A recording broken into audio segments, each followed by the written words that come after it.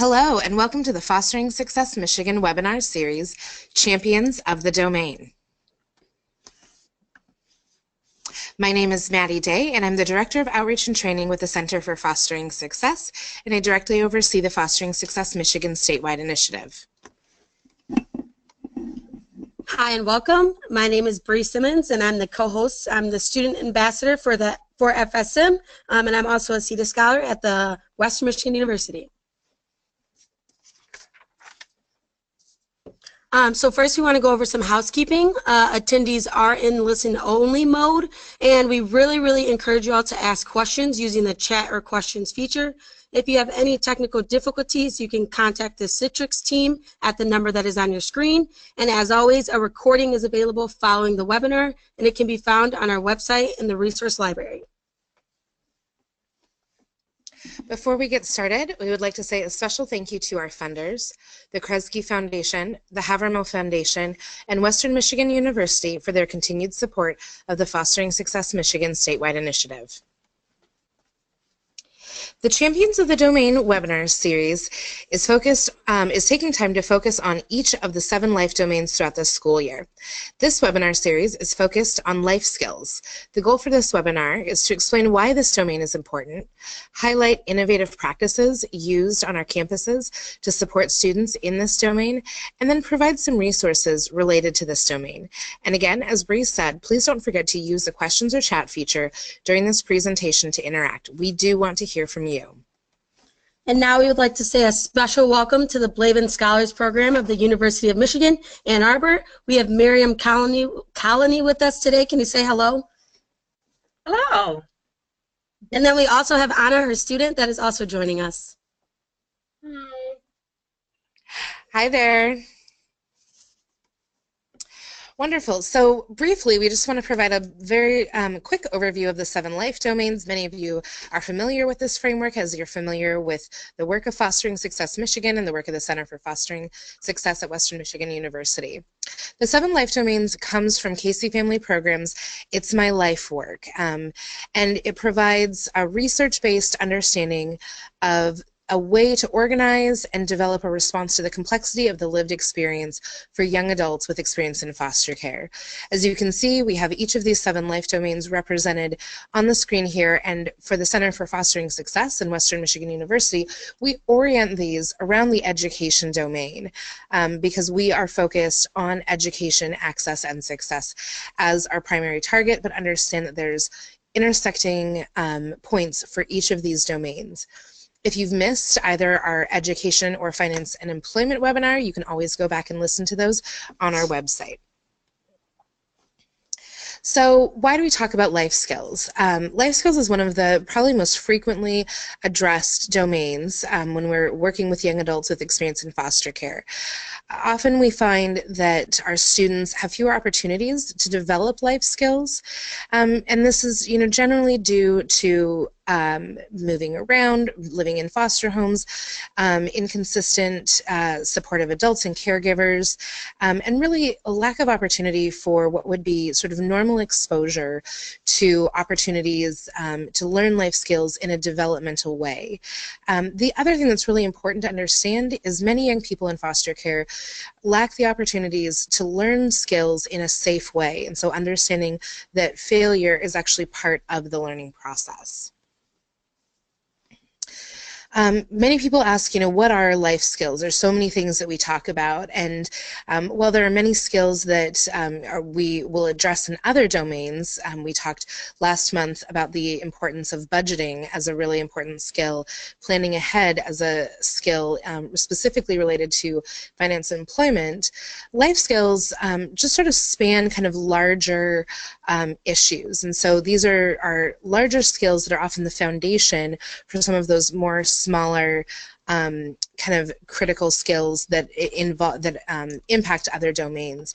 Some of these include proactive problem solving, time management, healthy eating, and really kind of understanding how to put together kind of a healthy menu and kind of healthy lifestyle habits, managing healthcare and hygiene, and many more. And so, with that, it's always important that we think about kind of the breadth of which these life skills take, and then really understand what some of those foundational skills are that then students are building on, so that if we see a lack in a skill, we can be sure to address the foundational skills that might need to be developed before we necessarily go into addressing some more complex skills. And with that being said, we want to move into our questions, and we want to ask the champions.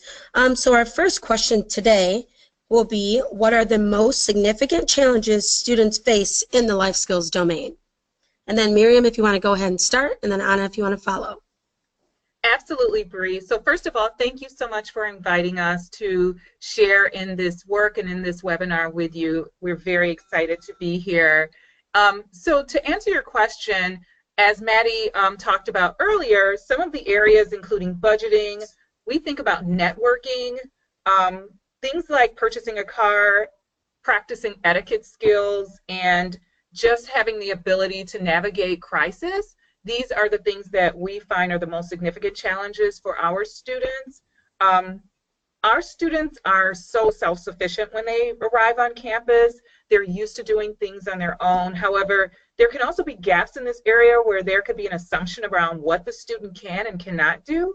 The most significant challenge for us, and I'm imagining for when we are working with the student, is to sometimes partner with them to identify those gaps and to adequately fill the gaps in a way that's meaningful to the student. And for example, one thing that comes to mind is obtaining one's driver's license. So having the ability to practice the life skills, having that a chance to have some experiential learning, that can be a significant challenge for our students. Awesome. And I just want to talk about how you touched on some of the gaps where students are often made to seem like either they can do this or they can't do this. How do you fill some of those gaps? Like, do you offer support in those areas?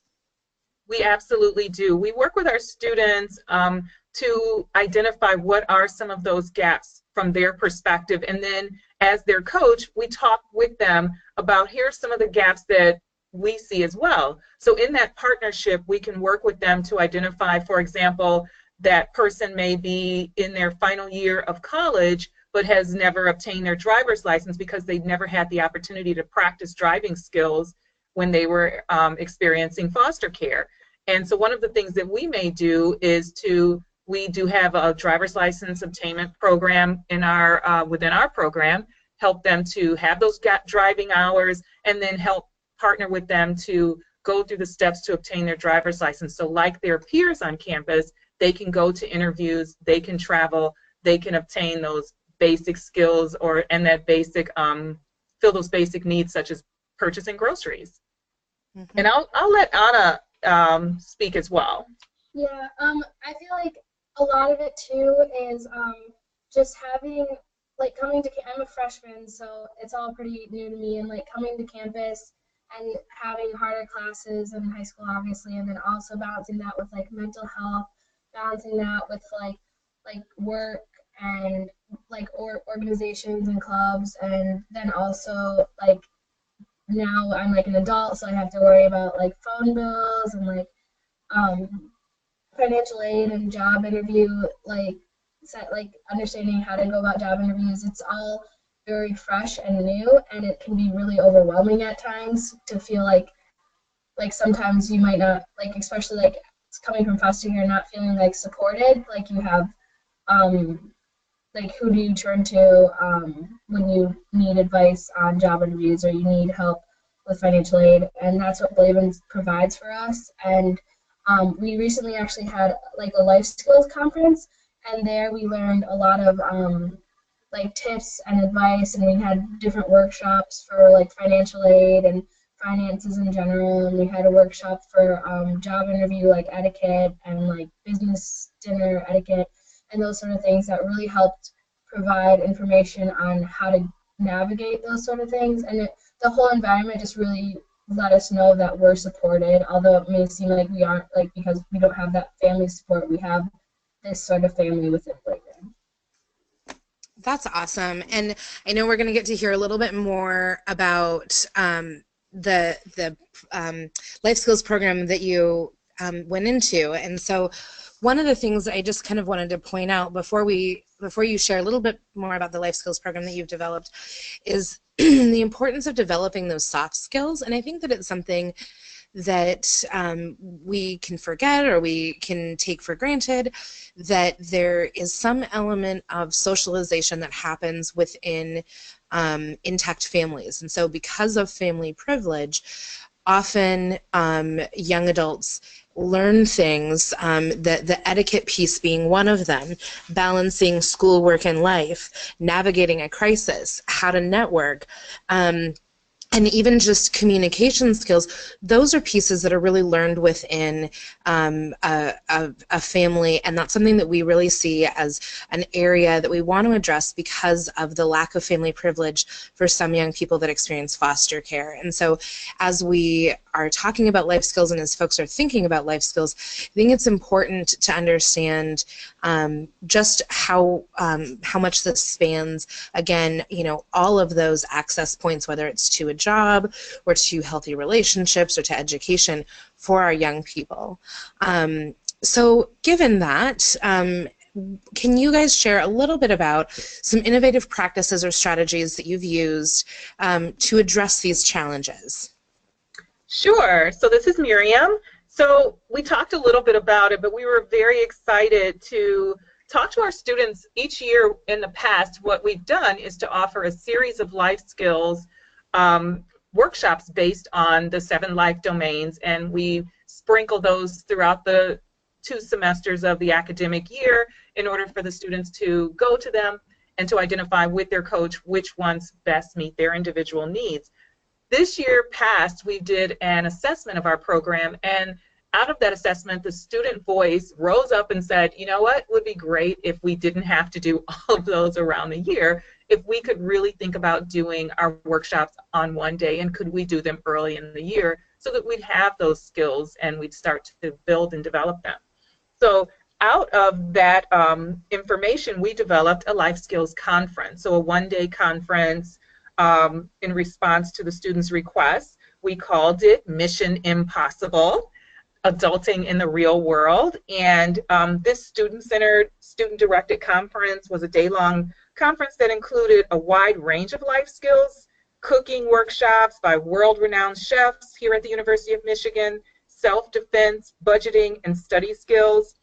I think it was really important for us to create the workshops based on what the students said they wanted to learn about and where they wanted to grow. So this professional development experience allowed the students to tailor the life skills to their own needs, so they were able to, just as we would in a professional development opportunity, select those courses or sessions that best suited them.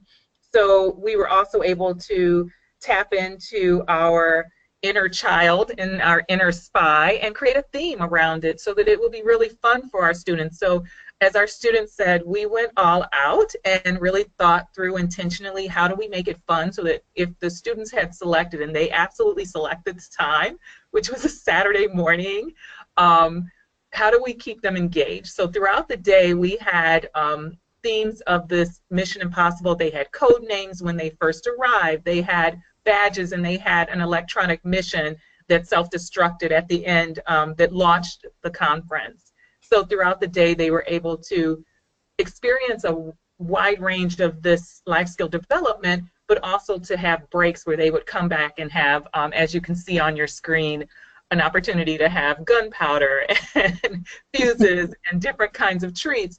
But we also did things like embed a code throughout the day, so a puzzle that they had to solve. At the end of the day, they would get a major prize, but also connecting it to the University of Michigan. So at the end of the day, Anna probably doesn't know this, but the answer was 1817, which was the birth year. You got it? Awesome. Which was the birth year of the University of Michigan. Some students were just beyond us, and they just Googled it. But it was really cool because, at least that's the feedback we've gotten so far, because the students were also, again, able to receive those soft skills, go to an etiquette dinner, learn how do you present yourself at an interview when you're supposed to be eating as well, and also to learn things like how do you find what I've learned has been the butter line in a chicken when you're trying to cook, and how do you budget your money as you start to transition out of the University of Michigan to have a really good meal and learn to cook. So I will let Anna speak a little bit more about the workshop from her point of view as a student who participated in it. Yeah, I feel like it was like so insanely beneficial because all of the different workshops we went to were really like engaging. Like I felt like they were like really tailored to what our needs kind of were as like youth who went through foster care and stuff and who don't have as much of a background in those sort of things. I took the self-defense workshop, which was also like really, really cool because that really helped me. There's like being an adult and being a female adult, there's also like some fears involved in like walking alone on campus at night from the library to your dorm and those sort of things. And it was just a really empowering workshop about like how to like defend yourself and like how to like address those sort of situations. And then also there was just this underlying like atmosphere between all of us in Blavin of just like we kind of all connected in like a unspoken sort of way where we were all just like joking together and like talking together, and that was my favorite part. There was a specific workshop, like the wellness workshop, which we addressed like mental health and like physical health as well, and we just talked about like different things to do to like self-care sort of options, and it was just really cool to see everybody like so engaged and everybody starting to tailor their like everyday life practices towards taking care of themselves, especially coming from a background where like our mental health might have been like at risk at certain points, or mental health might have been like not in the best place. We were able to talk about how to like address that and how to work with that while also working with like your classes and work and your organizations and that sort of thing. So that was really cool to me. Awesome. I really liked that you talked about the self-defense, because I know many times that can be pushed towards the side. So I think it's important that you mentioned that, and I'm glad that you had a good time. So I have two questions. One for Miriam. Can I come to the next one? When is it? And then my second question is for Anna, and this is just basically moving into our next question, but I think I would like to hear from Anna first on this.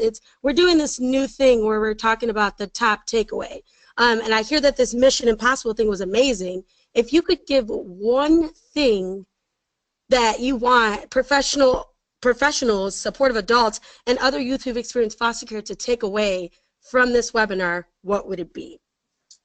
It would be to just develop, like for students like myself, it would be to develop that support system and to reach out to Blavin, and not Blavin in particular, whatever programs there are, and like know that there are support systems out there for you, because a lot of times it can feel like you're just like coming from a background of like of being pretty independent because you like kind of were forced to, and then now you're at this place where you have a strong support system and you have a lot of resources and people who want to back you up and want to be there for you. It can be hard to like reach out to that and to like go to that and know that that's there and utilize that, because you're just so used to being so independent. So I think I would like really just allowing yourself to reach out to these people and get help from these people, and knowing that you need it here especially more than ever, because there's a lot of other factors, and a lot of other students here have that support system, and that's why they're able to like succeed very highly, and we deserve that same thing for ourselves, so we should reach out for that help. So that would be my main takeaway, the main message I would want to give to youth, like foster youth, as like such as myself. Awesome. And then Miriam, if you want to answer my first question and then add your thoughts to this one, that would be great. So I would say absolutely. The first thing that we thought, because again, this is a pilot unicorn idea that we had, but it was derived from our students. And so we want, and we have gone back and sent out a survey to our students to really talk to them during each session. How was each session? But then to do a sort of an overarching, well, what do you think? And is this something you'd like to see repeated? And so far, the students are saying, absolutely, we'd like to see it repeated. And so what I would say is the biggest takeaway is you can be creative in developing life skills workshops or life skills opportunities by really thinking through what are the connections that could be made, thinking about, first of all, the student. What does the student want? So we're not just arbitrarily creating workshops that we think are going to be relevant for our students, but that we're asking them their opinion and then laying out what the possibilities are in tandem, so that they aren't just left, you know, to just say, I don't know, what are the options? And then secondly, really, as you are developing life skills workshops, or if it's not workshops, opportunities, being able to connect the dots, connecting your stakeholders, connecting your mentors, connecting your other peers and your other students, liaisons, other champions, so that they are also making those ongoing connections with the students as they develop these life skills, and having the opportunity and building the opportunity for students to have experiential learning chances to do so.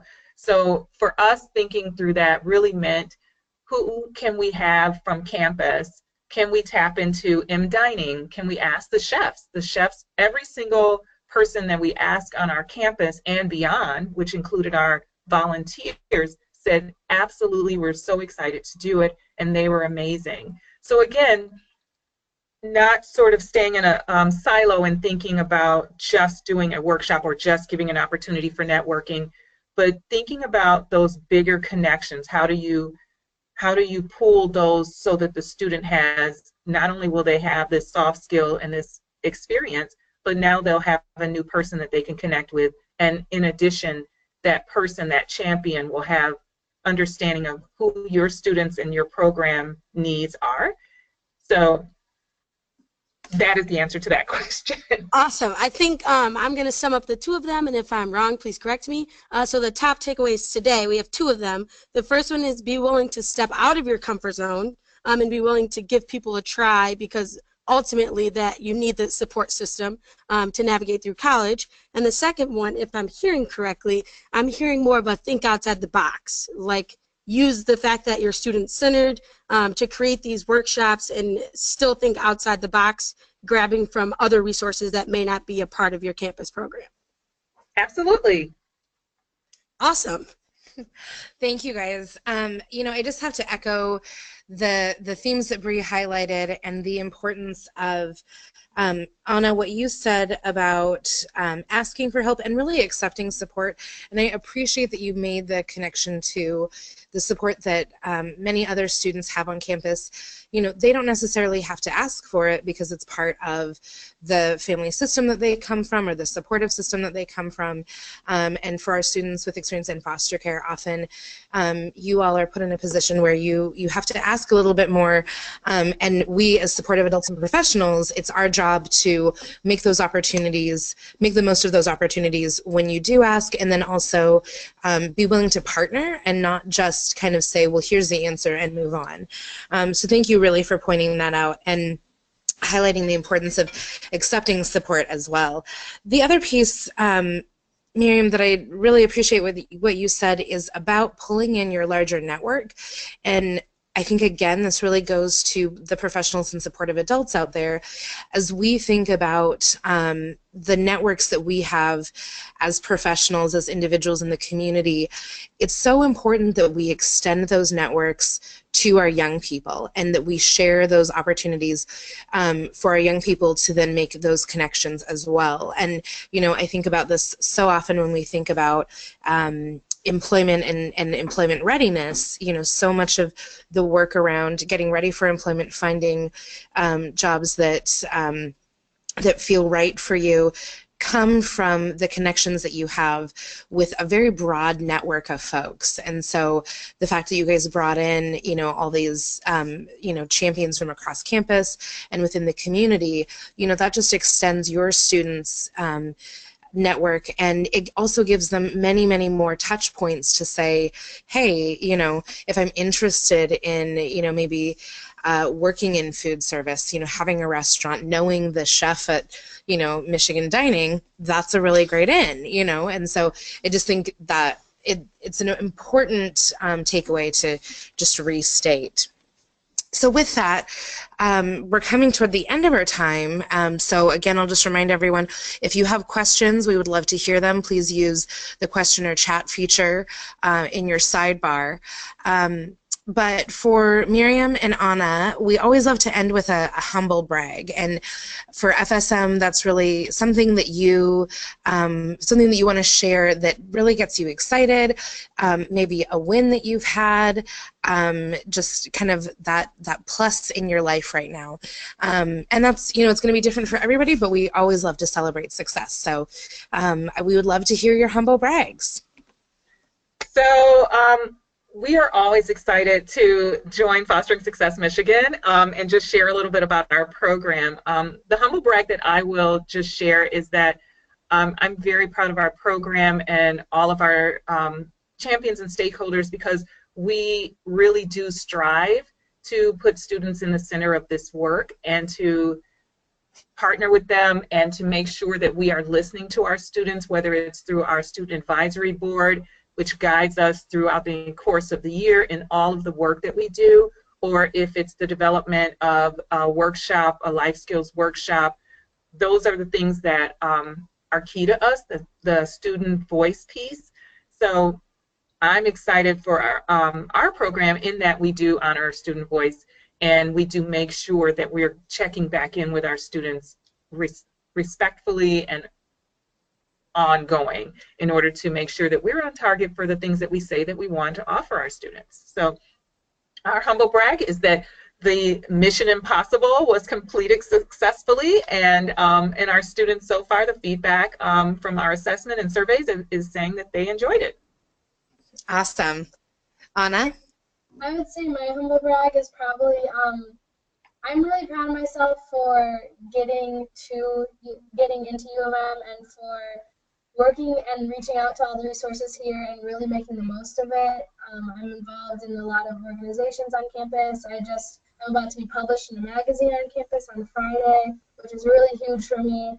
And just really reaching out towards everything and making it out of some struggles to make it here, and know I can make a big impact on fostered youth, like similar to me throughout my experience here.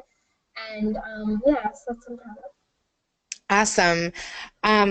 So one, that Bree and I both said she's going to be published, so we definitely want you to share a link with us so that we can share that across our Fostering Success Michigan network, because that's huge. Yeah. And I think I just have so much appreciation for what you said about, getting in and staying in and, reaching out to people and making the most of the supportive folks and programs that are there, because it takes a lot of bravery to do that, and so I think that you really are setting a great example for other young people with experience in foster care, and really showing them that, the University of Michigan has great supports. It can be a home for them, and that there are lots of supports to help them succeed, and for every young person, that they can go to college, that they can make it. So I so appreciate you sharing that. And Miriam, I think hearing the increased focus that you guys have, that the student-centered approach is not just for the Blavin Scholars Program, but it's also the expectation that you all are setting for your campus and for your campus champions of how they will interact with your students. That makes such a huge difference just in the overall culture of campus support. And the last thing that I'll say is I think the feedback loops are so critical to maintaining student-centered. So if we, really want to be improving our work, it's doing like exactly what you said, asking our students for their feedback, working to improve, integrating new ideas from our students into those supports and services so that, really ultimately we can have programs that, really kind of meet our students directly where they're at, understanding that, there's a great variance in that. So thank you both so much. We really appreciate it. And I think we have one last question. Yes, we do. Before I ask the last question, I just want to pull a question from our question audience. So the question is, now that the impossible mission is complete, what skills did student have the most interest in learning about? So this is Miriam, and I'll just start the ball rolling. Our students are responding by saying that career development is always at the top of their list. They were able to engage in something called, at the University of Michigan called Hail and Hello, where they're learning how to directly network with others in a hands-on way, as well as working with the University Career Center during the Life Skills Conference to learn how do you present yourself, what is your elevator speech. So that those two got enormous praise, and students really want more and more information as they become more interested in getting out in the world and internships and employment. And I'll let Anna talk about that. I'll definitely say that was my main one as well, because I have had experience where I went into a job interview completely like I thought I was like, I got this. Then I was like, they were asking me questions. I was like, I don't know how to navigate this. Like, I don't know how to answer these things. So we really broke down the elevator speech and just your attire and how to present yourself, eye contact, confidence, and those sort of things that are crucial. Not even just within job interviews, but whenever you're networking, whenever you're talking to someone who could potentially help you out in your career, or could potentially give you ideas on what classes to take, or those sort of things. So that was extremely helpful, and I'm really happy that was a part of the program. Awesome, thank you. And then we have another question from the question feature. It is, what advice can you give me as a campus support program director about putting on workshops like Impossible for different life domains?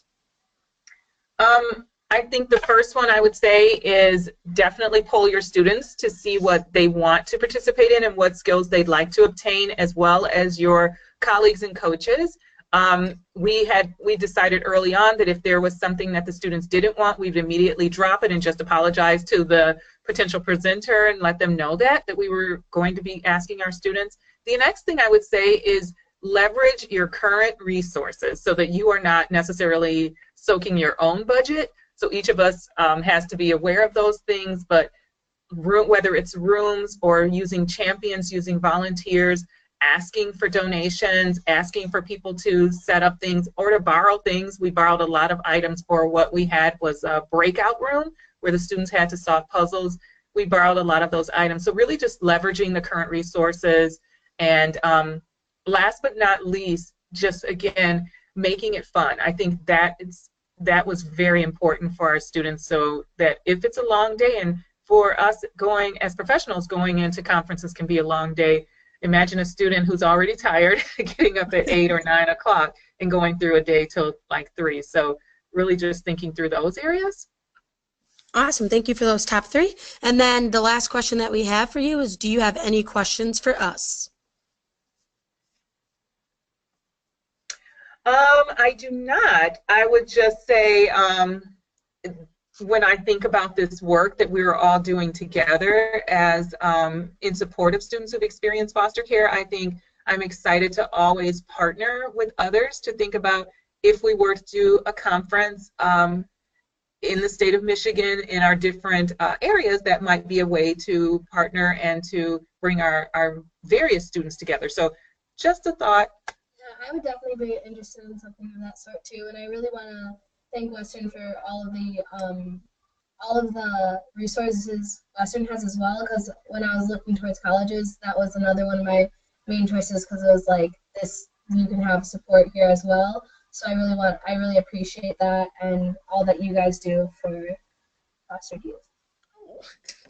Awesome. Well, and as you were talking, Miriam, I was thinking, wow, I would love to be able to have something like Impossible, at different programs, and I like the idea of maybe doing it regionally and having something, and if for nothing else, having an opportunity for all of our college students. There's over 450 that our campus support programs are now serving students with experience in foster care. And I would love for them to have the opportunity to meet each other and to see the larger community, especially since we know, as Anna pointed out, that community building was a huge benefit. And so we, would love to be able to say, there's your campus community, your campus support program community, and then a whole other statewide community of students who are, working through these same things. We would love to just say a thank you so much for you guys both taking the time to join us on this webinar today. I know you're very busy, and Anna, I'm sure you're in the middle of lots of studying and test prep and all sorts of things. And Miriam, you're probably still a little bit tired from your exciting weekend. So we really appreciate you joining us. And for anybody out there that has questions, please don't hesitate to reach out to Miriam directly and learn a little bit more about the Blavin Scholars Program and Impossible. Next, we want to go ahead and talk about some resources in the life skills domain. So, of course, we have our FSM Life Skills Domain Toolkit that you can check out at the link. We have the FSM list of top resources in the life skills domain. Again, click on the link. And then we also have the Angel Casey Life Skills Assessment, which is cool. It can let you know where you are in certain life skills. And then last but not least, we have the Blavin Scholars U of M website. So you want to check them out and maybe keep up with their Impossible survey and look for some results on what the students thought. Wonderful. And of course, we would love to see you in person. We invite all of you to join us at our next community collaborative, which will be on Wednesday, November 15th from 1 to 4 p.m. at the MDHHS, Western Wayne County DHHS office. And of course, we will be focused on life skills. You can tune in or you can register and tune in for all of our events by checking out our news and events page. We will also have a podcast focused on life domains at the end of the month, and of course our newsletter wrap-up that we feature all of the great learning that we gathered from the whole month focused on life skills. And then lastly, we just want to say again, thank you so much to those of you who tuned in and listened. As always, the webinar recording will be available at www.fosteringsuccessmichigan.com. And lastly but not least, donate now if you like this content and you want it to continue on our website. Thank you. Have a great afternoon, everyone. Thank you. Thank you. Bye, guys. Bye.